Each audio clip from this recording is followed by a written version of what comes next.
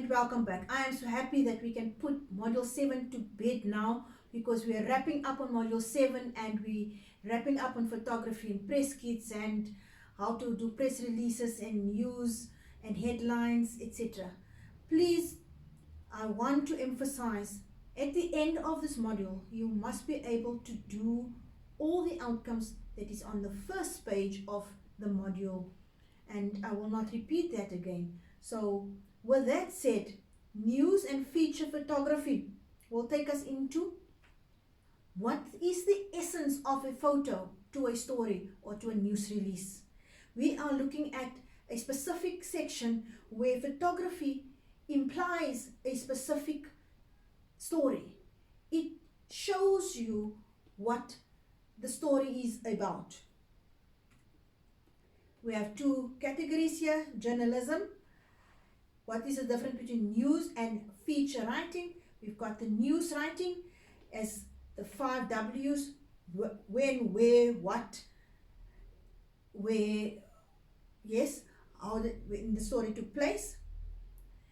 The focus on telling the news immediately, and then telling about the specific and time events that it happened now, who was part of it, when did it happen, what happened, etc. Then the second part of a feature article is a storytelling about the incident. So its a primary goal is to get that main idea in focus. It grabs the attention of the reader and it talks about topics, emotions, issues, slices of life. News writing and feature writing is all part of journalism or journalistic styles of writing. What is your news? What is in the news now? And a feature, meaning going a specific topic over a specific period of time, as long as the information is current, actual, and knowledgeable by experts. How does these same differences apply to photography? News versus feature photos. News photos, it's taken at the specific event. The accident that happened on the expressway today at 3 o'clock represents something concrete that happened, informs the viewers, have news value. Why is it news value? Because it was a taxi that overturned with 15 people in, and in today's news it's very news because social distancing is supposed to happen, so it's newsworthy. Somebody was transgressing the regulations of the minister, the president, and it is in the news now that it was overloaded and it is of news value. The feature photos captures a unique moment in the culture. Can you imagine the president now the other night had a feature photo with the Ramadan sign of the Muslim. Because of being locked down, it was sending a message of note to the public. Okay? It represents a slice of a life. A slice of the specific religion in lockdown at this moment. Elicit emotional responses, and you could see how the responses came after the president made his announcement about the lockdown effect on the Ramadan period this month. So news versus feature photos. The photos will depict a specific event versus a unique moment.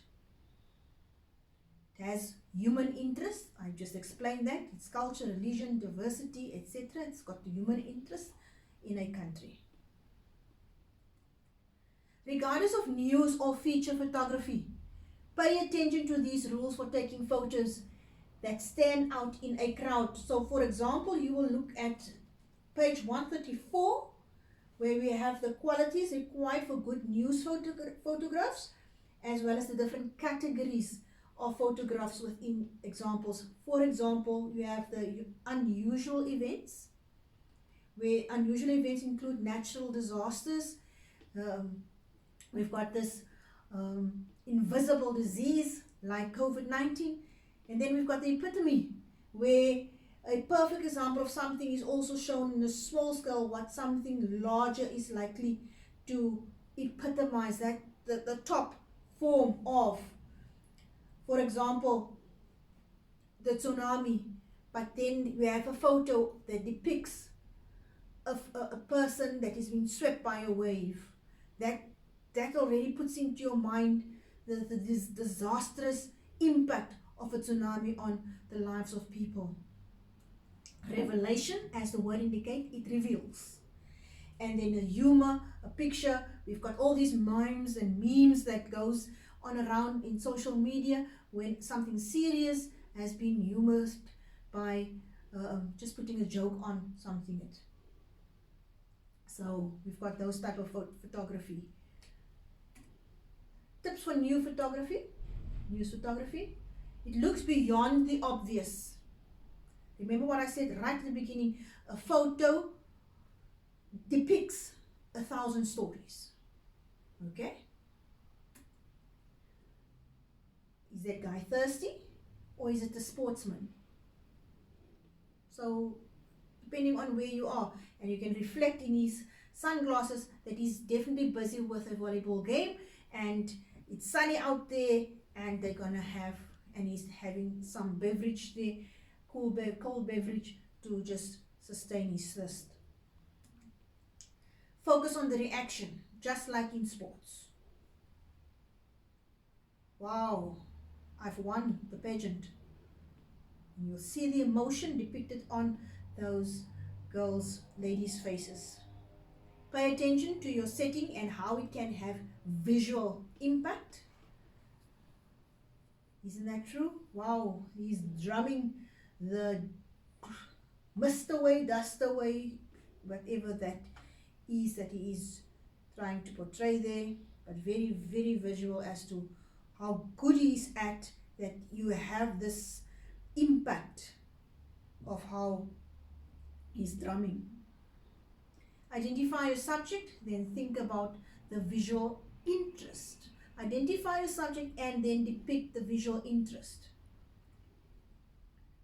The subject is this boy throwing this little rock or the game puck, and that's the visual impact.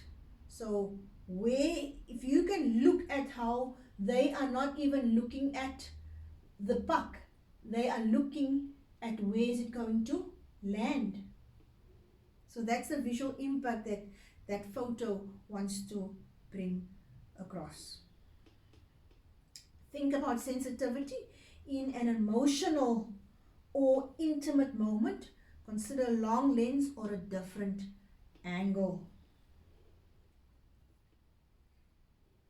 I wonder what happened there. Is it a different angle? Why is she holding her breath? Or did somebody fall on the gymnast mat? Or did she do the double twist with faultless? I wonder what happened there, because it says there, think about the sensitivity, an emotional or intimate moment. Consider a long lens or a different angle.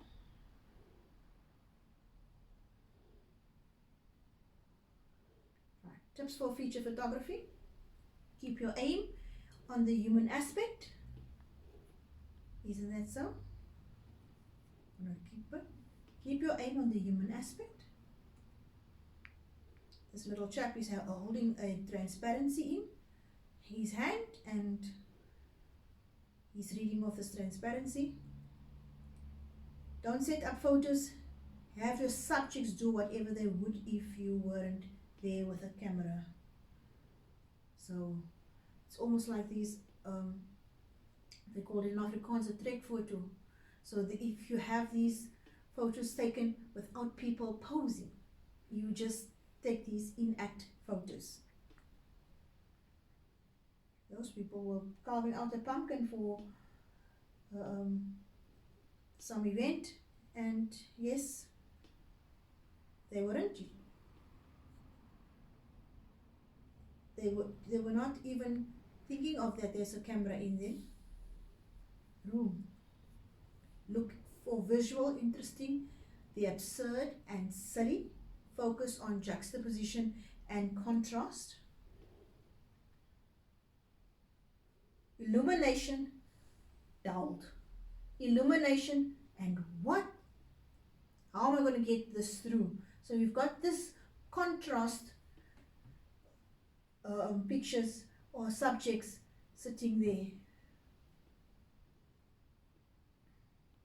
Juxtaposed meaning contrast, pictures of contrast being put together. Consider a close-up or a wide shot. Avoid in the middle ground. So, isn't that nice to have her in the close-up, and whatever is happening there at the back fades. Be persistent and patient. Double P, be persistent and patient.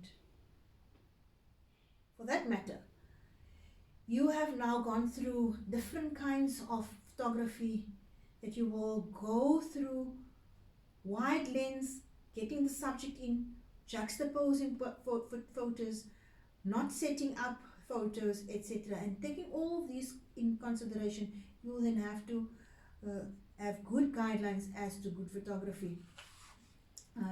Before I continue or conclude, I just want to add that you will have on page 136 advertisements and exhibitions on page 137 as to how they use photography or this and as press releases.